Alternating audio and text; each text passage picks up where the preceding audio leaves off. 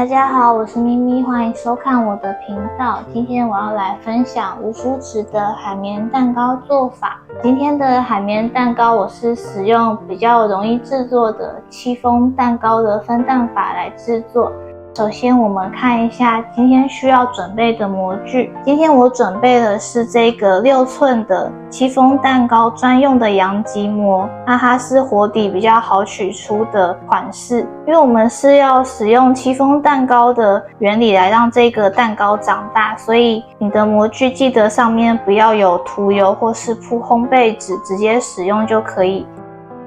今天需要使用的粉类有2种，白米粉45公克以及杏仁粉15公克。接下来先把杏仁粉过筛到白米粉里面。杏仁粉是我觉得改变这一个海绵蛋糕和一般戚风蛋糕的关键之一，它会让我们的蛋糕吃起来的油脂含量感觉会更加丰富，然后味道也会比较浓郁一点。过筛完成之后，把粉类拌匀。拌匀之后，我们先放到一旁。蛋黄面糊的材料有以下几种：蛋黄3颗，植物油37公克，牛奶45ml，还有会加一点点的香草籽酱当做提味。这个香草籽酱如果没有的话，也可以省略。加入牛奶以及油，把它们和蛋黄全部打匀。像这样子打匀，看不到油水分离的状况就可以了。接着加一点点的香草籽酱，把刚刚准备好的粉类一次加入，再继续的搅拌均匀。搅好的面糊状态是这样的，滑过去的时候有纹路感，但是很快就会消失。面糊提起来的时候感觉有点浓稠。完成之后，我们先把它放到一旁。今天的蛋白霜需要准备冰过的蛋白3颗的分量，以及1小匙的白醋，可以帮助蛋白打发，45公克的细砂糖，还有一个比较特别的材料，这个是玉米粉，总共需要15公克。我们打到湿性发泡的阶段，再把这个玉米粉加入，继续打到硬性发泡，它可以帮助我们的蛋白霜更加的稳固。加入1小匙的白醋，用低速打到有大的鱼眼泡泡，像这样子起泡之后，把砂糖一次加入，先用低速把糖打匀，拌匀之后，我们再使用中速打到湿性发泡，像这样子提起来有下垂的弯钩就是湿性发泡。接着我们把玉米粉加入，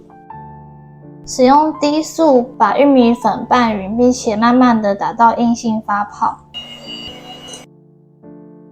像这样子蛋白霜提起来的时候有尖角挺立的感觉，就是硬性发泡。接着我们取大约1/3的蛋白霜加到蛋黄碗里面混合均匀。海绵蛋糕它和戚风蛋糕最大不同就是它的支撑力比较强，没有像戚风蛋糕那么软，可以在上面加水果或是鲜奶油的夹层以及表面的装饰，所以我们今天的蛋白霜需要打得比戚风蛋糕使用的蛋白霜更加坚固，因此还要在最后一个步骤额外再加入玉米粉，让它更加的坚固。拌匀之后，我们再把它倒回蛋白碗里面，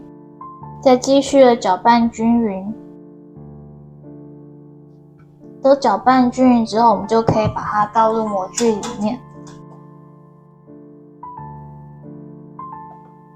接着把表面给抹平，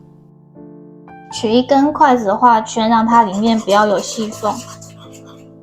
今天我们要用140度烤20分钟，再用150度烤10到15分钟，到表面有上色为止。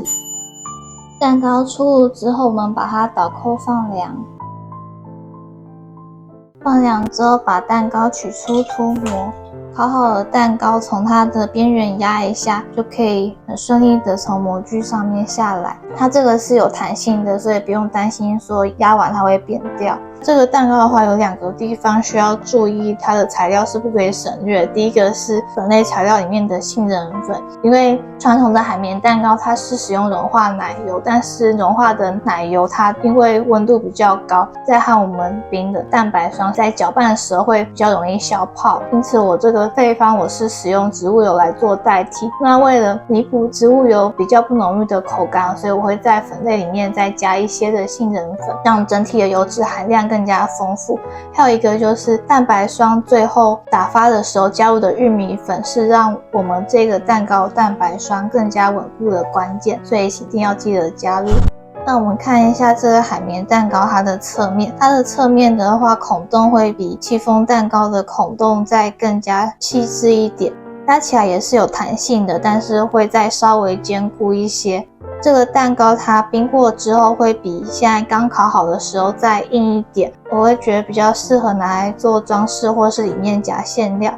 那如果你喜欢我今天分享的食谱，可以帮这部影片按个赞，下次你要制作的时候就可以很快的找到它了。如果你认为我分享的资讯对你有帮助，也可以订阅我的频道并开启小铃铛， YouTube 就会主动把最新的影片推送给你。我们下一期见，拜拜。